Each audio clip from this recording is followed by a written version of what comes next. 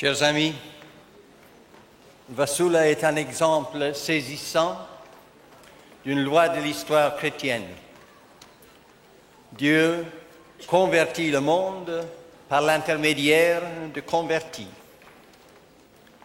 Il suffit d'évoquer les noms de Saint Paul, de Saint Augustin,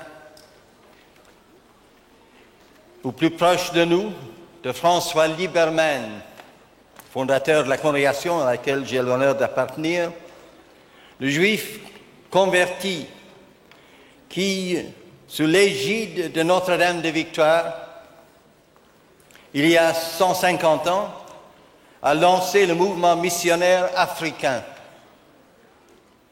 Le synode africain récent en a escompté les fruits. 1 million de catholiques dans le continent. Le cas de Vassula est un peu pareil. Pendant des années, elle était tombée dans l'indifférence religieuse. Elle ne cache pas cela, pas du tout. Vous l'avez entendu parler de sa conversion et de la purification par laquelle elle a dû passer. Elle se rendait dans les églises pendant 30 ans, quand elle vivait en Afrique ou au Bangladesh, uniquement pour des mariages ou des obsèques. Elle n'était pas anticléricale, surtout pas athée. Elle s'était fait une belle carrière, comme M. Laurentin vous l'a rappelé, championne de tennis, peintre distingué. Elle avait gagné, pendant son séjour en Éthiopie, le prix d'un concours international pour un timbre-poste en l'honneur de l'empereur Haïlé Sélassié. D'un tempérament généreux, elle donnait parfois ce qu'elle gagnait comme peintre à des œuvres de charité catholique. Dieu qui gouverne tout attendait le moment d'intervenir dans cette vie qu'il voulait posséder entièrement. Et elle vous a raconté comment tout cela s'est passé. Bien des problèmes soulevés au cours de ces dernières années ont été résolus, heureusement. Comme par exemple cette question de l'écriture spéciale, quand elle est sous la dictée de Jésus. Monsieur Laurentin a eu le concours d'un grand graphologue ici, Monsieur Meunier, et son jugement favorable a été confirmé par un exorciste, un père franciscain, le père Christian Curti, qui a eu affaire avec ce qu'on voulait attribuer à Vassula, l'écriture automatique, donc satanique d'origine. Il a eu affaire avec cela dans les possédés d'où il chassait le démon. Et il ne voit aucune ressemblance entre l'écriture automatique et l'écriture de Vassula. Cette belle écriture que vous avez pu peut-être voir. Il l'appelle, celle de Vassula, écriture hiératique ou sacrée. Je voudrais attirer votre attention à un fait assez important. Le Concile, c'est-à-dire Vatican II, comme on l'appelle couramment, a restauré pleinement dans la doctrine catholique, dans son enseignement, la validité des charismes, le fait que les charismes font partie de la vie chrétienne. Le pape Pie XII avait déjà esquissé une réponse à cette question dans sa grande encyclique sur le corps mystique du Christ, Mystici Corporis Christi. Mais le Concile a poussé l'explication un peu plus loin. Et le Saint-Père, Jean-Paul II, a été encore plus explicite dans son exhortation apostolique, qui est un document officiel qui ressemble beaucoup à un encyclique. Il parle longuement des charismes qui sont donnés par l'Esprit Saint aux laïcs. Et il est revenu sur ce sujet, on a parlé, il a repris le sujet, j'aurais dû dire, il a repris cette idée deux fois dans des auditoires, devant des audiences dans la basilique Saint-Pierre. Il insiste beaucoup là-dessus. Comme il insiste aussi sur le fait que nous sommes tous, prêtres et laïcs, obligés de prêcher Jésus-Christ, de prêcher le fait, de témoigner de notre croyance en Jésus-Christ. Quand j'étais étudiant en théologie, on parlait beaucoup de la révélation, mais on parlait de la révélation d'une façon abstraite. C'était des propositions théologiques un peu abstraites qu'on nous donnait. Le Concile a ramené l'idée de la révélation à ce qu'un grand théologien français, qui a été honoré récemment par le pape, le cardinal Congar, à ce qu'il a appelé le fait du Christ. C'est le Christ qui est la révélation de Dieu. On lit ça dans l'Épître aux Hébreux, dans les premiers versets, et ça a été maintenant repris et développé par le Concile. Donc, vous avez ici, en Vassula, quelqu'un qui obéit aux directives officielles du Saint-Père. Et je crois qu'il vaut la peine aussi de signaler, peut-être de souligner le fait. Je parle comme quelqu'un qui a dû, pour des raisons de mon métier comme théologien, que j'ai dû beaucoup étudier la théologie et l'histoire de l'Église orthodoxe. Elle est le premier écrivain orthodoxe qui défend la primauté de l'évêque de Rome sur toute l'Église.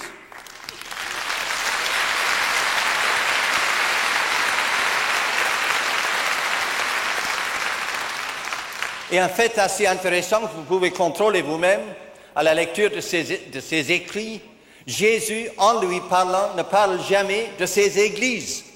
Nous parlons continuellement des églises chrétiennes, les protestants, les orthodoxes, les catholiques. Moi, je dois comprendre les protestants, j'ai des parents protestants, des cousins. Et je connais les problèmes. Mais Jésus ne parle jamais de ses églises, il parle toujours de mon église.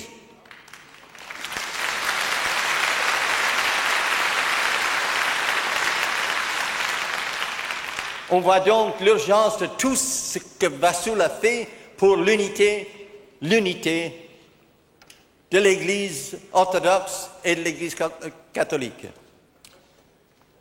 Je crois que c'est Paul VI qui a le premier parlé de l'Église orthodoxe comme notre Église sœur. Le pape actuel emploie exactement le même mot et il est allé plus loin. Il a exprimé l'espoir que pendant le 3e millénaire, l'Église puisse respirer avec ses deux poumons.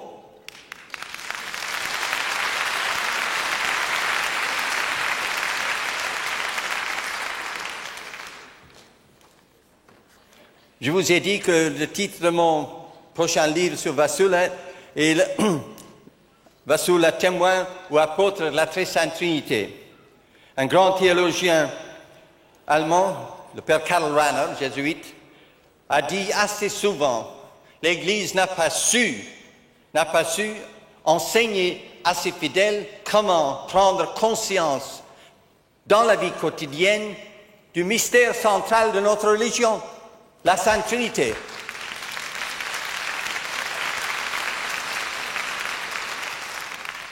Il y a eu un effort énorme au cours de ces dernières années, justement dans ce sens-là, et il y aura sûrement des fruits.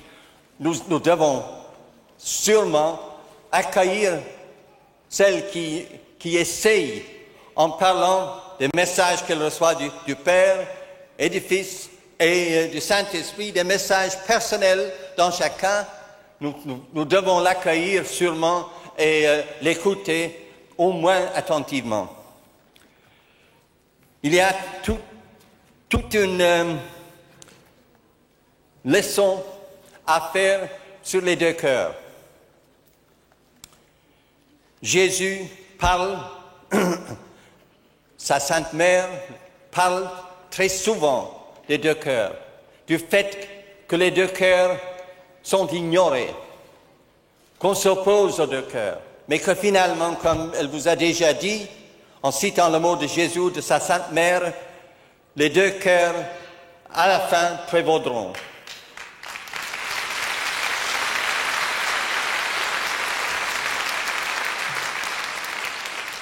Vous savez que la théologie des deux cœurs a été élaborée, développée dans votre pays par le grand Saint Jean Eudes et bien d'autres, mais surtout par lui, au XVIIe siècle. Et vous savez que les deux cœurs se trouvent dans la médaille miraculeuse que nous portons tous.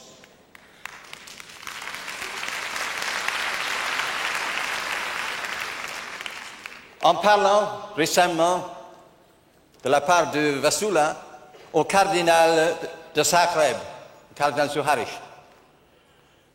qui est revenu aussitôt quand je lui ai expliqué son cas et ce qu'elle fait sur sa décision. Elle avait pris la décision d'interdire la messe à la réunion où elle devait parler. Quand on lui a expliqué tout, il est revenu sur sa décision, il a permis la messe. Je dis ça à son honneur. Mais je lui ai dit, je l'ai imploré, puisque j'ai eu l'occasion d'approuver les apparitions de la Vierge à Medjugorje.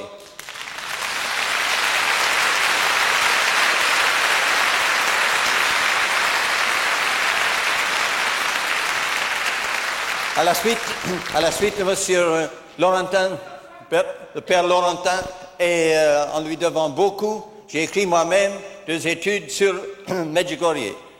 Et j'ai cité le cas au cardinal. Rappelez-vous ce que la Sainte Vierge a fait pour les Philippines.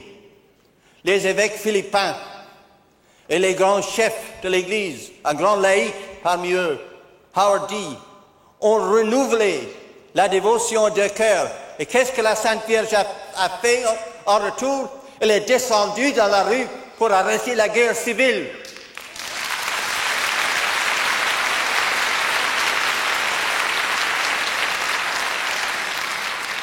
Ça aurait été un bain de sang. Je connais assez bien les Philippines. Je connais Manille. Ça aurait été un bain de sang. Et les témoignages là-dessus sont irrécusables. C'est la Sainte Vierge qui l'a fait. Elle nous a communiqué à nous autres en Irlande que c'est parce que nous avons organisé un grand congrès sur les deux cœurs qu'elle nous a donné la paix dans l'Irlande du Nord.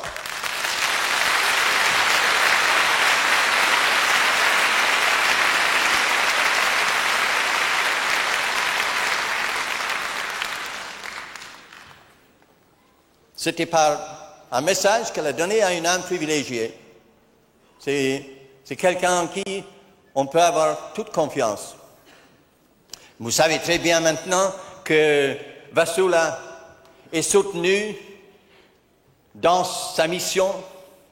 Ses livres, ses écrits sont approuvés par des théologiens de marque, M. Laurentin, et bien d'autres, et qu'elle a été accueillie dans des diocèses par des cardinaux et des archevêques et des évêques. Mais elle est aussi soutenue par des scientifiques de marque. Il y en a un ici, M. Philippe Laurent. Il y a un autre aux États-Unis, le docteur Rand McNally. C'est peut-être le plus grand spécialiste en la science atomique du monde entier. Il a travaillé dans le laboratoire gouvernemental des États-Unis pendant 25 ans. Il s'en est retiré. Pourquoi? Et il lance des avertissements dans ce sens. Parce qu'il voit maintenant qu'avec le développement infernal de cette machine de guerre, nous sommes menacés de ce qu'il a appelé une tornade nucléaire qui brûlerait toute la Terre. Et il soutient la mission de Vasula. Dans les conférences qu'il a faites devant des congrès scientifiques, où personne ne le conteste, parce qu'il est trop érudit, il est trop bien rompu à son métier. Ils le savent, ils s'en rendent compte, ils savent bien. Il soutient la mission de Vasula. Il lui écrit de temps en temps, communique d'une façon très aimable avec nous tous, qui accepte cet avertissement qui est effrayant et il compare lui-même cette possibilité, cet avenir désastreux à ce que Saint Pierre dit dans sa deuxième épître sur la fin du monde. Voilà ce qui pourrait nous menacer. Quand il parle, celui-ci, je ne vais pas m'étendre là-dessus, je le connais très très bien, je le respecte énormément. C'est un homme d'une foi extraordinaire. Il est dans la tradition de Pasteur et du grand regretté Jérôme le Jeune que vous avez perdu ici en France.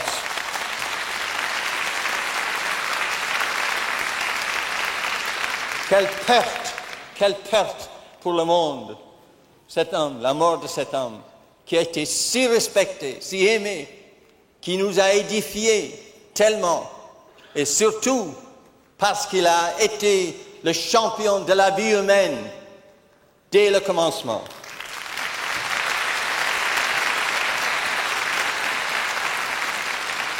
Je ne veux pas vous retenir trop longtemps, chers amis. J'y ai parlé déjà, je ne vais pas en dire beaucoup plus, du Saint-Esprit, l'enseignement sur le Saint-Esprit qui se trouve dans les écrits de Vasula. Il y a 2 ans déjà, on avait compté 800 références au Saint-Esprit dans ses écrits. Et sûrement, je vous ai cité le mot du pape actuel, sûrement nous avons besoin du Saint-Esprit. C'est le moment le plus difficile de l'histoire du monde peut-être. Et c'est lui seul qui peut nous donner la lumière et la force et la consolation qui nous sont nécessaires. Il y a une autre chose qu'on m'a demandé de peut-être d'en parler, d'en dire un mot au moins. Vous savez que la vente des écrits, des livres de Vasula dans plusieurs langues, bientôt dans 29 traductions, a été énorme. Elle ne touche pas un centime de tout ce qui rentre de cette vente, de ces ventes. Pas un centime. Et quand on lui donne quelque chose, comme elle a reçu des dons de temps en fois, elle le cède tout de suite, elle le donne tout de suite à une œuvre de charité. L'année dernière, elle a reçu 12 000 Deutsche Mark. Elle les a donnés aussitôt à un orphelinat à Moscou. Elle n'a pris rien du tout de la vente de ses écrits. Si elle avait pris tous les droits d'auteur auxquels elle a un droit absolument, en toute justice, elle serait milliardaire. Mais elle est milliardaire dans un autre sens, dans l'amour de Jésus-Christ.